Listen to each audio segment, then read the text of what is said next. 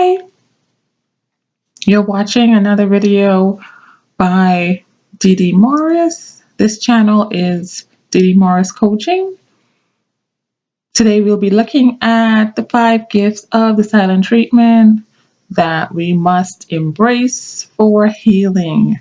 And that is to begin healing and to maintain our emotional health as it pertains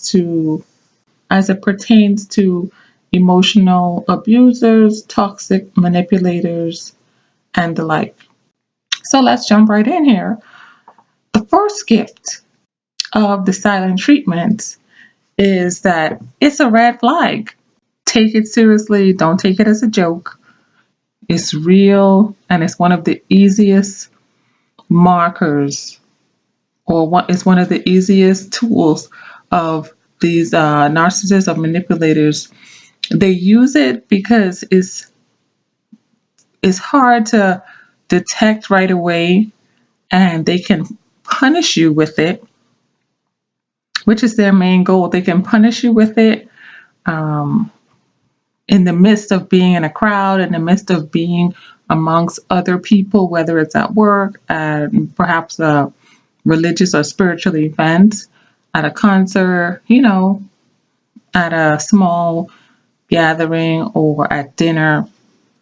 You could get the silent treatment, and people around you in your environment will not even notice that it's happening, and you don't want to say anything because you don't want to look like you're insane, because, hey, do you see that she's not talking to me? It comes off as, why do you care that someone's not talking to you? It comes off as you're being the immature one when, your spirit, your essence is telling you that that's exactly what it is. You have to trust yourself. Don't ignore it. You got to trust your intuition, trust your gut. Don't ignore it. It's your protector, and it has your back. Number 2, the silent treatment gives you time to reflect. So, you get the silent treatment. You don't have to interact with this narcissist in your life, whether it's a relationship or a friendship or a coworker. And it gives you time to reflect on your prior or previous or past interactions with this person. Look at, was that even a healthy connection you had with the person? Are they even worth the time and effort you put into relating with that person? Should they even be in your life? Are they uplifting you? Are they tearing you down, gradually tormenting you, sandpapering you bit by bit, slowly but surely, just bringing down your self-esteem and how you are feeling about yourself from within. Allow the silent treatment to offer you that time to reflect on your interactions with the person. I'm sure you're going to get a lot out of that time, a lot of positive out of that time when you reflect, and you will see a whole lot that you had missed when you were in the crazy making, and when you were being completely manipulated, and tools used against you that kept you all busy trying to, maintain the relationship, which can be very exhausting. So use the silent treatment as a time to reflect. Number 3, silent treatment helps you build resilience. So sometimes, when you're in the throes of a narcissistic relationship or connection, you feel like you have to stay connected to this person. You feel this draw, this pull to this person. You become addicted to interacting with them because they go up, they go down, they go left, they go right. They can at times be so unpredictable if you don't know what you're dealing with. We all have egos as humans. As we grow, as we develop, as our brain makes chemical, neurological connections, we have ways that we see ourselves within this world that we live. So we want to know that somebody that we're attracted to, or somebody that we feel connected to, or that we like or have a lot in common with, apparently that it appears we have a lot in common with, also feels the same way about us. And that can kind of hold us back a lot if we're not careful, and if we don't take the time to re-examine what's really going on in the relationship we're trying to maintain with a toxic individual. So once you have the silent treatment tossed on you, right, or doused on you, you're out there on your own. There's no more connection. They shut it off, right? They practically ended your relationship. You don't have to go back. Like, they just put a stop to it, right? It was their decision. It was their choice. And now you have to go and build your strength. You will now go and see how strong you are on your own without having the connection to this person, without feeling emotionally needy to this person, without being able to have them to talk to go and do this with, to go and do that with. You realize, hey, I can go to lunch on my own and be happy and, get a lot more done. You realize how confident you are without them, how much more you can get done without them. So you become more resilient. And you even get to learn more about yourself and connect more with who you are and build a relationship with yourself outside of this person you may have been emotionally relying on for however long. Number 4, the fourth gift, self-respect, is very connected to being more resilient, because now, you will have to grab and hold on to your self-respect. Are you going to grovel at the feet of the narcissist and say, why aren't you talking to me? Why aren't you answering my calls? Why won't you, whatever they're ignoring you now that they had once poured all over you and bombed you with in the past? They are punishing you and they just took it away. They just suddenly ended it. They put the brakes on.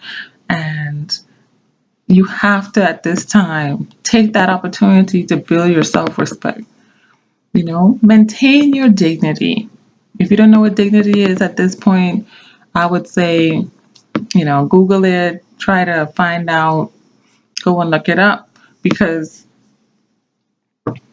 at the end of the day, when you are in the throes of a narcissistic relationship and they're going to, dump you at some point, silent treatment is a good example of how they do that, or how they begin that discard.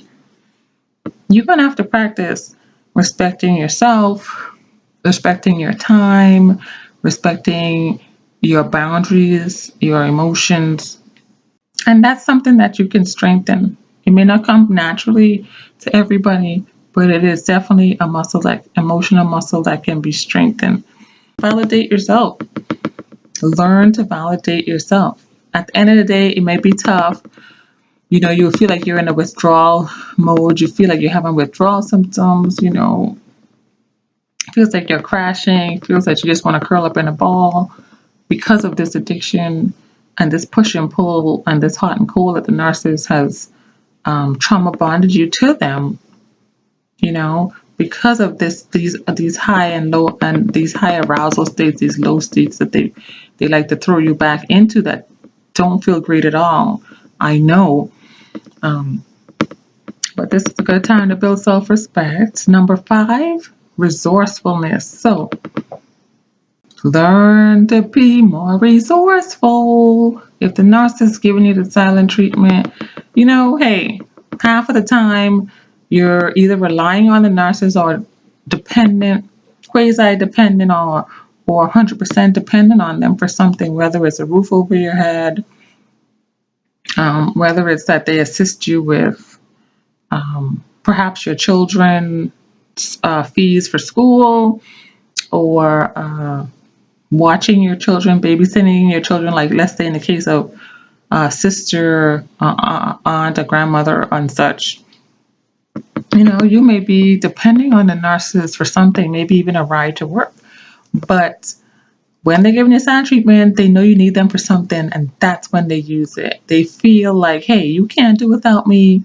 They feel like the only reason you're alive is because you're connected to them. They feel like the only reason you eat, that you have a job, that your kids are safe and sound or alive is because you have them. Like they feel like they're the center of your universe, and your universe will come tumbling down and spinning out of control if you didn't have them, if they weren't in existence in your sphere of your life. So become resourceful, put things together like a puzzle, fill in the pieces, and you will find out how brilliant you are, how creative you are, how innovative you are. You'll be like, oh wow, I could have done this, which led to this.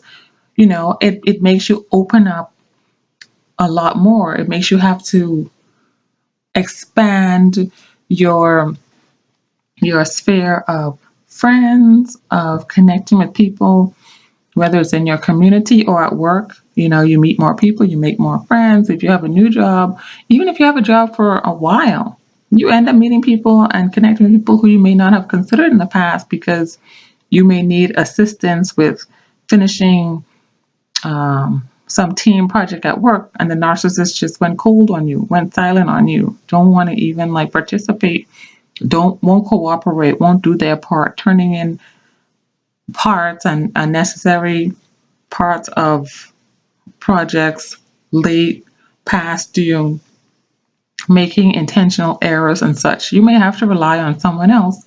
You may have to get closer to the supervisor or the manager. Hopefully they're not the narcissist in question who's giving you the silent treatment. Or, you may have to rely on a very helpful and another very perhaps resourceful coworker or family member that you may have not connected with in a while, because narcissists, they just, drop you like hot coal, hot potatoes. They can just drop you. They don't care. They don't feel guilty about it. It's all about them and how they felt. Because according to the narcissist rule book, you injured them, therefore you deserve to be punished. And that's why they're using the silent treatment. You could have injured them in any plethora of ways. Nobody knows. But that's not what you should be focused on. For instance, you could have injured them because you didn't sit next to them during the morning meeting, or you could have injured them because you decided to go to lunch with someone else today out of the last 3 months you went with the narcissist. You could have injured the narcissist because you didn't say goodbye to them. You could injure the narcissist because you wore a red hair bow today, or because you had the prettiest shoes on. Like any little thing would injure the narcissist. That's something you definitely can't control. I can tell you that now. In this present moment, you can't control that. Narcissists are extremely sensitive, and their shame goes so deep that you do not know when you've triggered them. And they have hair triggers. Okay, so you don't know when you've triggered them. That's why people walk on eggshells, because nobody knows what's going to be the next injury to the narcissist, but they know definitely a punishment is coming, right? So don't be concerned about what caused the injury. Your presence can cause the injury. The fact that you showed up today, they're injured. Like, you don't know the mechanics, the neurological goings-ons of the narcissistic mind. Even therapists, psychologists are still trying to get the full details of what's actually up, with them. It's all evolving. It's all a learning process, and that's not something you should be focusing your mind on. Focus on the 5 gifts that I just shared with you when you receive the silent treatment, right? When the narcissist gets mad at you and it's going to punish you because you made them feel a certain way, whether Intentional or unintentional? Most times unintentional. I'm going to go and recite the 5 again.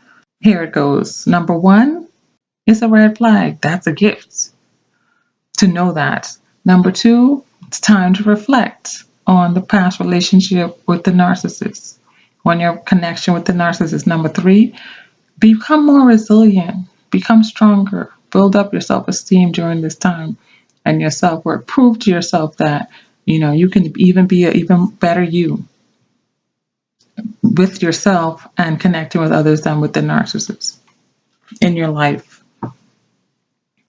Build your self-respect. That's number 4, right? Maintain your dignity. Dignity is something that no one can take away from you because it's a decision you have to make, right? Evaluate, hold on to it, protect your dignity, particularly when narcissist is giving you the silent treatment, right? Don't let that pull you down. Keep your head up. Keep a smile on your face, and keep, taking your light with you wherever you go. Number 5, become more resourceful. Connect with others. Find creative, innovative ways to do what the narcissist may have been helping you with. Even if you're stuck under the narcissist's thumb, like, maybe you're a roommate or somehow dependent on the narcissist, become more resourceful. Perhaps you can find ways to not be around the narcissist, not be around when the narcissist is around, get more busy, get more involved with something else when the narcissist is around. Try to get more done when the narcissist is not around if you have to, etc. And also connect with others that will help you get done what you need to get done. Perhaps you may have to consider moving out. You may have to consider finding another way to get around if you relied on narcissists for transportation, etc. So, just get a side job if you have to. All of our circumstances are one of a kind, and only you know what's best for you. I just wanted to share this with you because it's my gift to you, and hope you enjoyed it. If you have any questions or relevant links or video clips that you'd like to share, you can email them to DDMORRISCOACHING@gmail.com. Please subscribe. Please share this video and other videos you may have enjoyed on this channel. Please come back and check out more of the videos here. Till next time. Bye-bye.